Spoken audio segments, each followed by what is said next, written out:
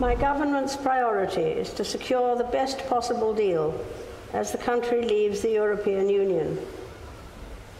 My ministers are committed to working with Parliament, the devolved administrations, business and others to build the widest possible consensus on the country's future outside the European Union. Joining us now from Westminster is Bloomberg's Anna Edwards. So, Anna, pretty consistent message there from the Prime Minister and the Queen, the best possible deal. What was notable, though, about the Queen's remarks was that there was less pageantry associated with her comments than usual. Can you tell us why?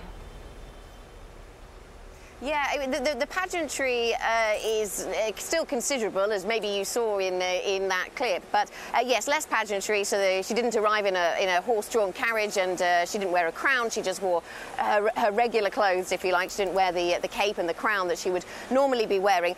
A slightly dull administrative reason, really, behind this. This ceremony was supposed to take place on Monday. It's now Wednesday, and we're doing it now because of the hung Parliament. That delayed things, and that means that in terms of the logistics of these state events, she was rubbing up against other state event commitments. There is also, of course, you know, the sombre mood in the country perhaps makes this appropriate also. That's not the reason that was given by the palace or the government when we heard about these arrangements, though. The Queen herself referencing recently the sombre mood in the country after the Grenfell Tower fire and the devastating terrorist attacks.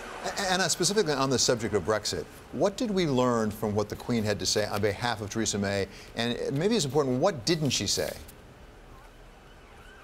Yeah, absolutely, David.